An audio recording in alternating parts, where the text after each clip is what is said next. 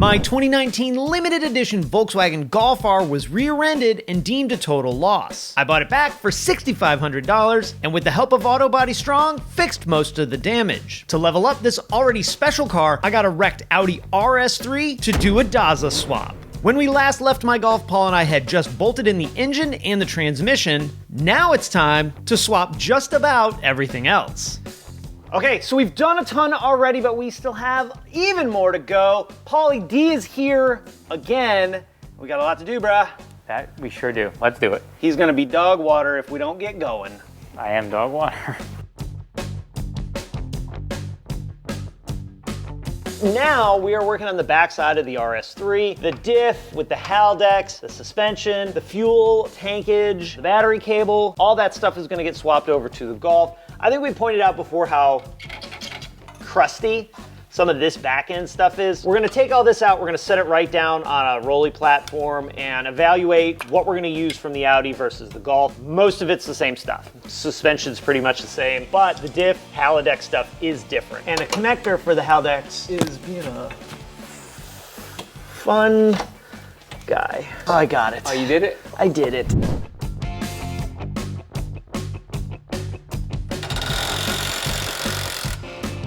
Oh. Uh-oh.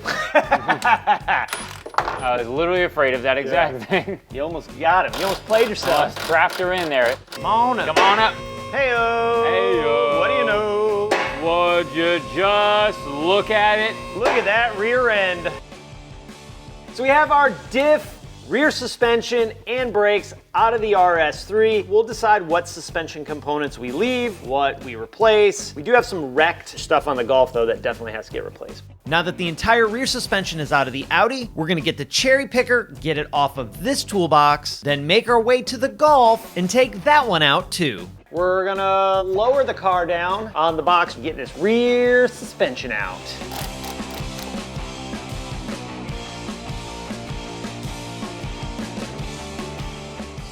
So we have the diff assembly out of the Golf. Now, if our RS3 wasn't really crusty, we would just take that whole unit and install it in the Golf. But it's pretty crusty and our Golf has damage. All these little green X's throughout this left rear corner are where the body shop deemed to be damaged on the very first estimate when dealing with the insurance and all that stuff. So basically, we're gonna piecemeal these two rear ends together using the diff and the axles from the RS3, subframe from the Golf, brakes from the RS3 so they match. Even though they're the same calipers, we can't have different colored calipers because that's lame. Some of the other links I'm not 100% sure just yet. All I know is I don't wanna go through this whole process and end up with a crusty rear end.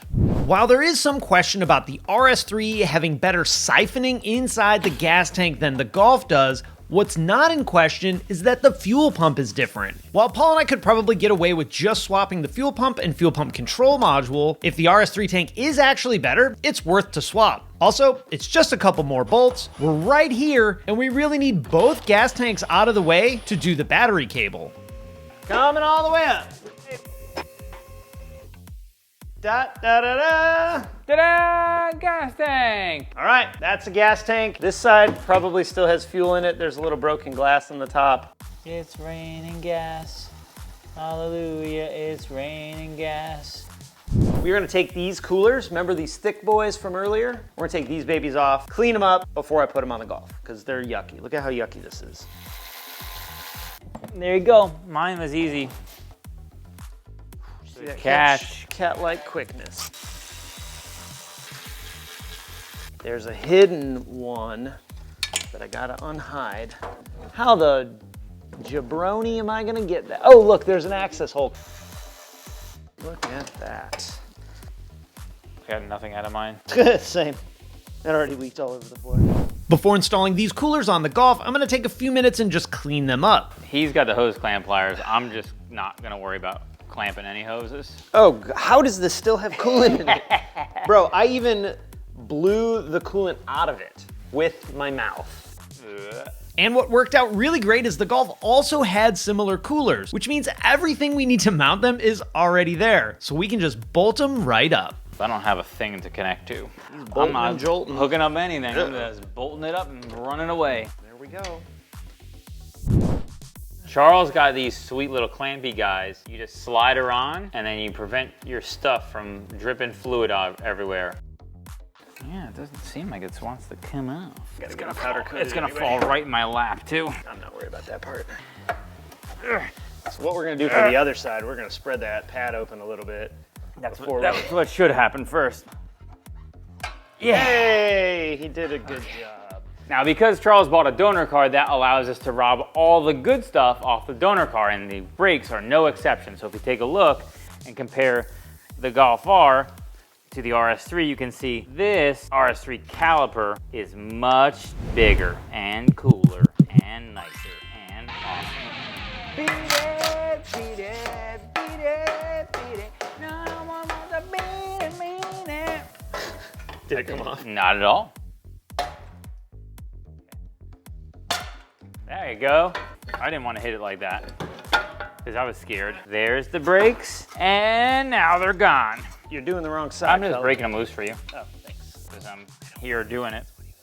I figured I might as well. No, I'm trying to help him. This is what I get for trying to help. Says that. I don't believe it. In the future, I'm not helping anymore.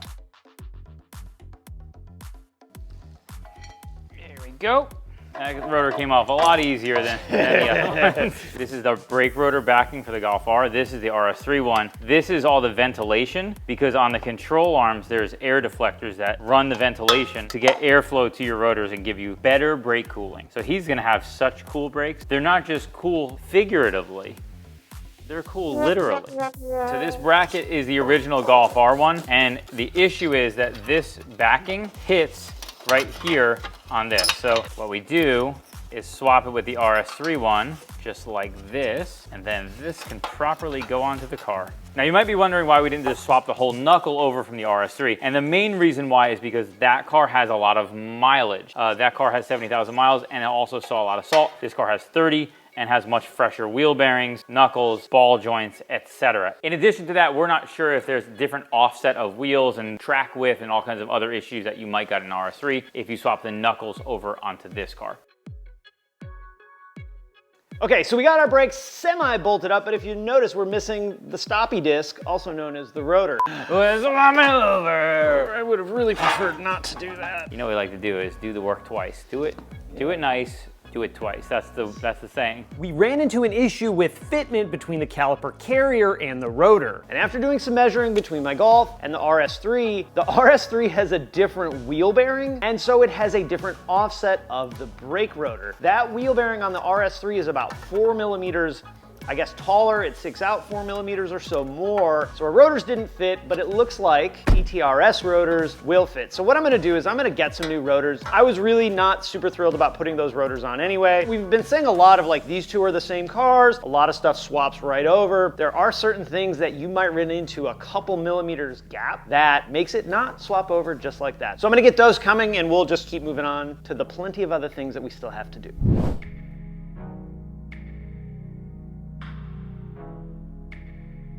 Because the battery of this car is mounted in the trunk, we're taking it out, swap it over. This is the positive side of the battery on this car. All of these fuses go to different junctions. We're not sure what of this is gonna carry over or what's gonna be used. Some of this power stuff in the back, it's different in the RS3 versus the Golf R, so to be determined. Look at him feeding that through.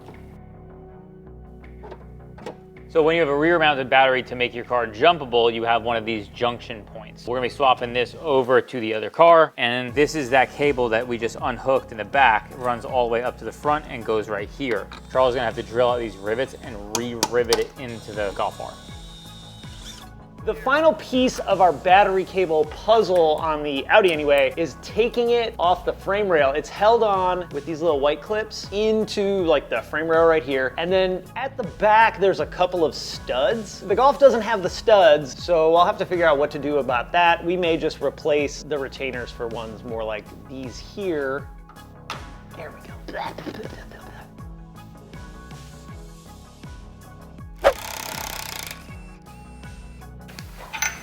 I loosened it for him again. His welcome. Why is my bolt gone? Where did my bolt go? That arm do be very twisted. loose. It is So wonky. awfully twisted. For sure. Look at that.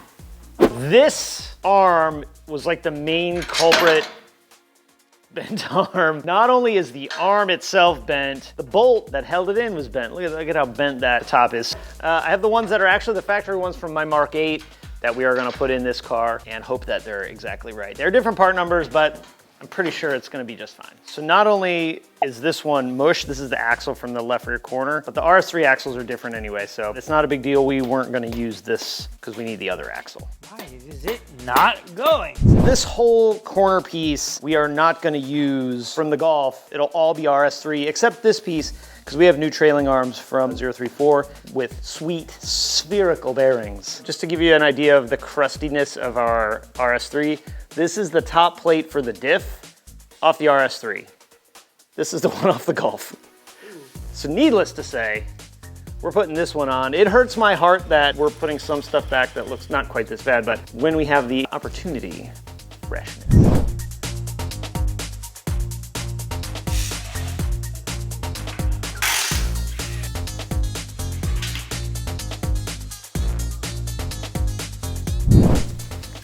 This is a touch taller than I would prefer it to be.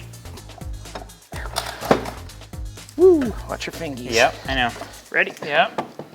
Just be careful when you're pushing forward on me. Give me one moment so I can, You get gooked. I did get gooked. I just stuck my fingers into this axle flange, into the yuckiness. Did anybody see that just happen? I did, yeah. Look at how I caught this. Oh, and right between the fingies. Yeah. Got the diff bolted up into the Golf subframe because the RS3 one's crusty dusty. Next up, axles and various assorted suspension components. My goal here is to have the best components installed into the Golf. Everything at this point is basically factory other than we installed the 034 Motorsport rear trailing arms. With the spherical bearing, it'll allow a lot more articulation of the suspension without any binding up. I also have those in my Mark 8 and they're pretty outstanding. The only problem we actually ran into was my rear sway bar out of the Golf didn't fit with the RS3 diff. So it looks like before this project is over, I gotta get myself a new rear sway bar. And I am tired, so I'm gonna leave Charles to finish the rest of this work, and I'll come back another day. Now it's time to deal with what is gonna be the hardest part of this whole swap, our wiring. Unlike with the engine and transmission and plenty of other mechanical parts that we're swapping to the Golf, the wiring does not just drop right in. So let's look at the highlights of wiring up this swap. And I'll try real hard not to go too nerdy on you. But if you want nerdy, let me know in the comments and we'll do another video down the road. So the first thing we need to understand about our wiring is there are two separate sides to our engine computer wiring. We have the engine side, which we really don't need to touch. Then we have the body side of the engine computer. This is going to be a bunch of communication wires with the rest of the car, our powers, our grounds, and components like the gas pedal that we're going to be reusing from the Golf. So the way I approached this was to remove the body harness out of the RS3. This is all these wires left in our engine compartment, as well as a handful of wires that pass through into the cabin of the car. This is the body side of the engine out of our RS3 that I pulled a while back. If you're intimidated by this, you probably should be. It's a lot.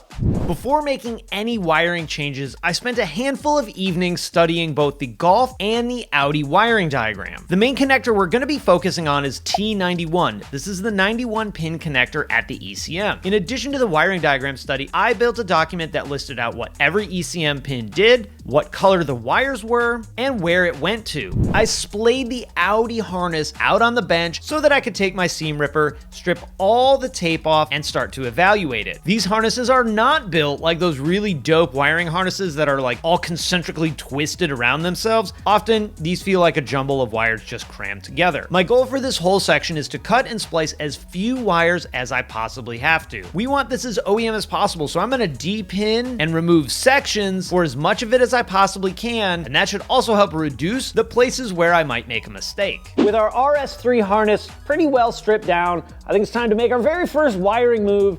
I'm pretty hyped about this. So I bought a new 91 pin connector because I thought that it would make doing all of this much easier. As we look at the back of this harness connector, this is all of our wires, and we have to make some version of all these and the ones in the Golf go into this new connector. So we're gonna start easy by doing the powers and the grounds. The RS3 has 3 powers, 3 grounds. The Golf only has 2 of each. So I can pull all 6 out of this whole harness, put it in this connector, then it goes in the Golf. Our ground is actually already standalone. Our power, I need to depin this wire from our fuse panel right here. Then we'll pluck them into this one, and we'll go into the Golf. Also, this is what a splice looks like on a VW wiring harness. We have our purple lock that is kind of yucked. Where we're going is at the bottom of this connector. You can see these 6 wires are kind of separated from the upper part of the connector. So that's why I wanted to start with these. For these 6 wires, it really couldn't be easier. I'm gonna depin them from the Audi connector and drop them in the same location on our new connector. Now, there's a bunch of pins that are not in the same location on the Audi as they are on the Golf. T91/16 is for the throttle pedal. T91/16 on the RS3 is for the upstream oxygen sensor. So what I did was I just moved down this list, moving 1 wire at a time, trying to notate anything odd or weird that I found as I went through the diagram. In addition to the ECM, the fuse panel that lives under the hood is also part of that harness. There are a number of differences between these 2 fuse panels. The RS3 has a few fuses, and this whole section that the Golf doesn't. There's a few relays that are different, and some of the fuses on this side of the fuse panel go to different locations in the RS3 than they do in the Golf. It's pretty straightforward, really, just a matter of depinning and repinning and moving things around. This black connector here is actually 10 pins on the Golf and only 8 pins on the Audi. So I need to remove the 8-pin one from the Audi and bring it over to the Golf. There's also this gray connector that I kind of did the same thing. I just took the one from the Audi, brought it over to the Golf. I think overall, though, under the hood, I only had to make like 4 or 5 splices. And considering we moved like 75 or 80 wires, I'm pretty happy with that number. Overall, doing the wiring on this was not hard. You can see my blue tape here. I tried to stay really organized, but far and away, this was not only the hardest part, but I think most people would agree, this is probably the most intimidating part of this entire swap. And while we're mostly done under the hood, we aren't done with wiring yet. We can now deal with our battery positive cable that we took out of the Audi. Now, the way this cable runs is down this frame rail right here from the trunk up to the engine compartment. There's the holes in the frame rail that these little guys go into, and that's great. So we already got them marked off where they're gonna go. On the Audi though, there's studs like these guys right here that the battery cable clips into. I also have not figured out exactly where I want the battery in the trunk. This is the pass-through that goes from the outside to inside the trunk. So we got to deal with that as well. It's got this real neat little cartridge thing that slips in the back of the frame rail. So we're gonna put that in first, since that's like a fixed thing. These 3 mounts are where studs go. Now we can feed the backside in a little bit. We're missing another stud for right here, but that's okay. We're gonna have to drill a hole for this pass-through somewhere up in here to find out exactly where that somewhere is. I made this template that fits just like this. I took the measurements off of the RS3. So if we follow exactly where the RS3 is, this is where we're gonna drill our hole. Before drilling said hole, I wanna make sure that we have our battery cable perfectly secured where it's gonna go. To do that, I'm gonna tack some studs along the floorboard of the Golf.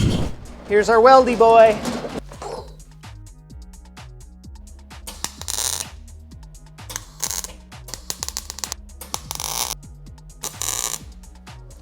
Now, I gotta clean that up a little bit and spray some spray paint on it. This is only to prevent rust, not winning any beauty pageants here.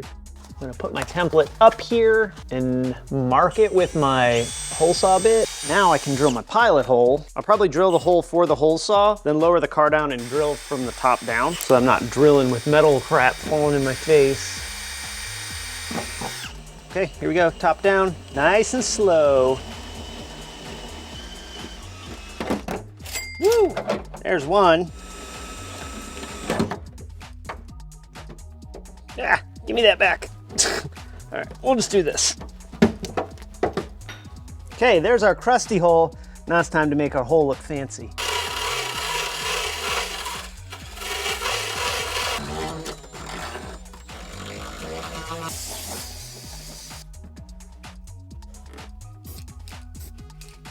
The leak detection pump wiring in the Golf was pretty different from the Audi, so I ended up splicing the 2 Audi connectors into the factory Golf wiring harness. All that really means is we're going to be using the leak detection pump and charcoal canister from the Audi.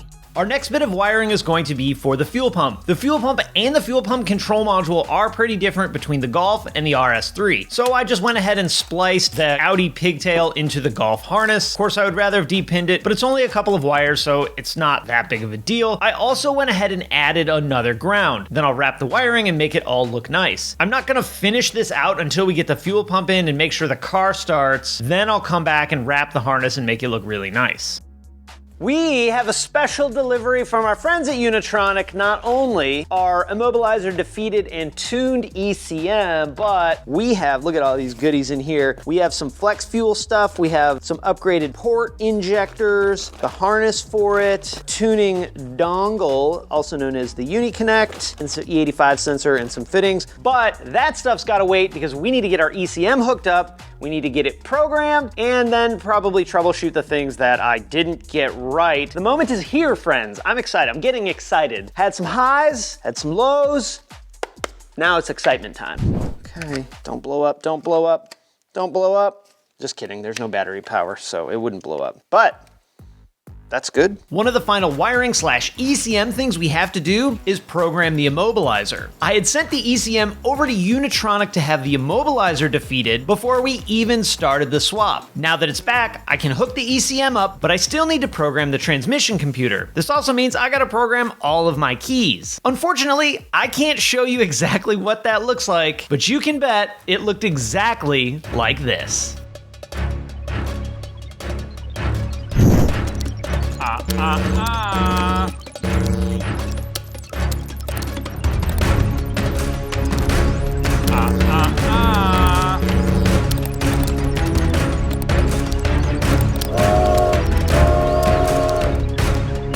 Really good job. Yeah! Now we won't know if the immobilizer actually worked until we start the car, but we can't do that until we get stuff like the gas tank in so we can provide fuel. I did, however, hook up our cooling fan power wire, so that should be pretty... Hi! Parts are here. Yes. Are you finished doing the thing that I'm gonna take credit for yet? You mean the wiring? Yeah. Are you gonna take credit for it? Yeah, I'm gonna take credit for most of it, at least part of it. Okay, so our next step is to get the gas tank in, and that's great that you're here. You can help me with that. Then we're gonna try and fire it up and find out all the places where Paul screwed up our wiring, What? and then we'll have to go back and I'll have to fix his dirty work. No. That's how it works around here. Paul did the heavy work. I'll take credit for that. I gave Paul the hard side. You did give me the hard side, that's To true. be fair, you just took the I hard took side. the hard side, that's true.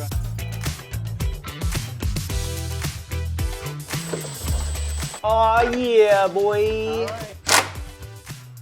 Can I have a 10 millimeter, please? Or I'll just go You get just gotta it. get it yourself. Ooh, yeah. How long before these rattle is my question. This is what makes sure that your gas tank isn't leaking and your car isn't gonna blow up.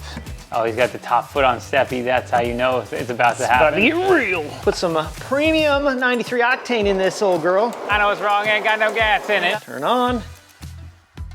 Ooh, look at that. That's actually really nice. Liquid gold. This thing is awesome.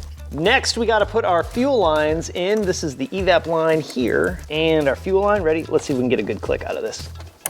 Yeah. Okay, so now we gotta plug in our module and our fuel pump. This is the RS3 pump module that I spent a lot of time wiring up properly because the connectors are different. So this connector on the factory Golf one is different than the RS3 one, and we need it. The wiring, I did a really good job here. Did you tape it back up real nice too? I haven't taped it up yet, but you I'll come back to that. I'll get there, don't worry. Oh snap. Maneuver, braking, function, current. We got some errors still, but we're not gonna worry about that right now. This is the moment of truth. I'm gonna climb through the car. I'm gonna attempt to start it. Paul's gonna be here ready to take this pull the negative battery cable terminal off, just in case something Things happens. go wrong, I'm just gonna. How are you feeling about this? I'm a little nervous. Little nervous. I am nervous. Not like dyno high RPM nervous, because like probably not gonna blow the engine up, but Probably not, no. I hope it starts. I believe in your word. What do you guys think? Will it start our first start? We'll give you 35 minutes to comment down below, and then we'll come back. I got the little button right here. Console's all out. Paul's ready to go to pull the battery cable, just in case something bad happens. So, We didn't start the fire. you ready? I'm Everybody ready. Key on. And It was kicking. all right, let's try it again. Try again. 3, 2, 1.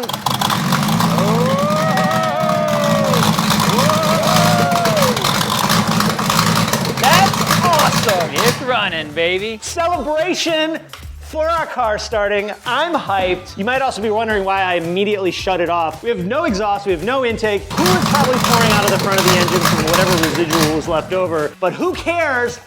The RS3 runs. It also stinks. And I hate it. It does stink quite a bit under here because it's got no exhaust at all. I should just run it like that. Sound like a canned Corvette. So now that the Golf R runs, we're ready to swap the rest of the parts from the RS3. We need to finalize the car. So shifter box is important. The cables are different, so we got to do it.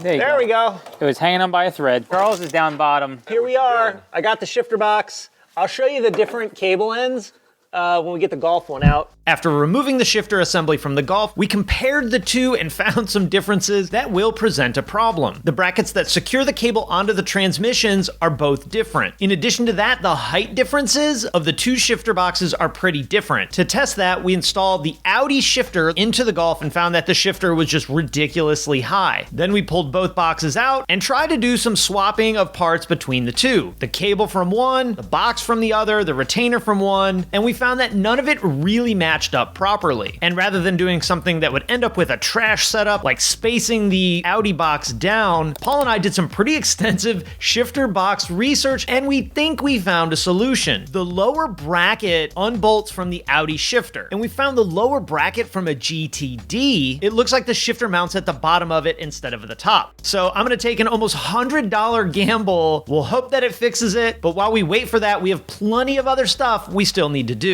To make the installation of this rear suspension as easy as possible, I made a couple of studs to help us line it up. So this will help us get Paul's rear end lined up. We got our rear diff ready to ride. Let's not get Paul smushed. Watch your head on that bolt, thank you. We'll do a couple more checks, make sure we got everything ready, take these bolts out, and then lower the car down. You see that? First try, right in the middle. Right in the middle. All right, you want me to come down? Yeah. Come on out. About to get it here, friends.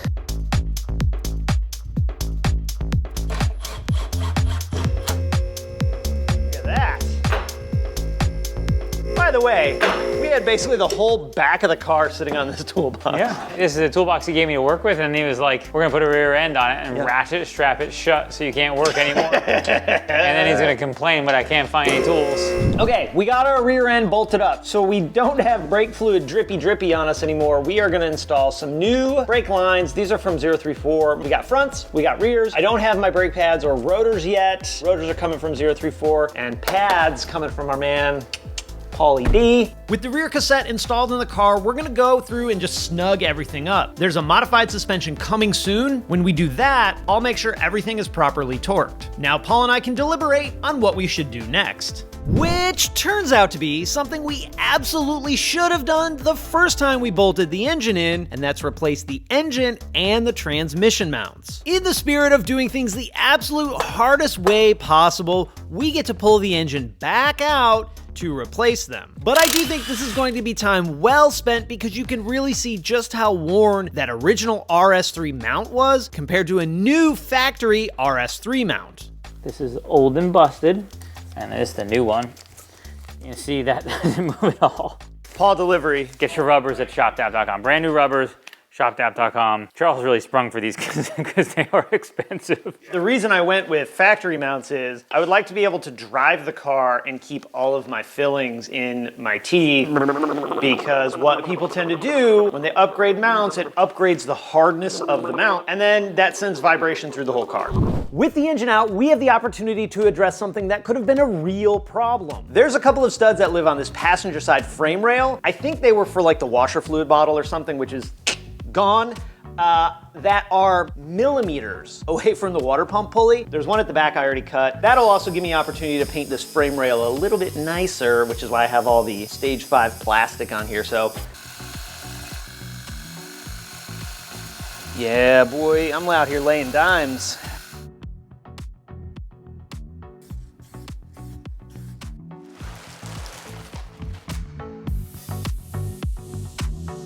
Come on out. Good, looking good.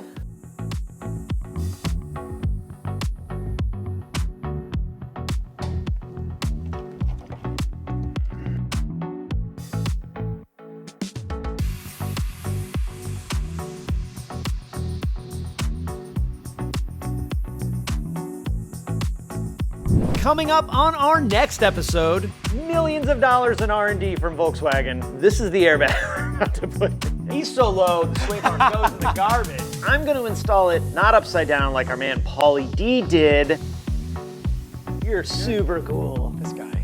So in my opinion, undrivable. So hyped. and big thanks to these partners, including Liqui Moly and Unitronic, that helped make this entire crazy project happen.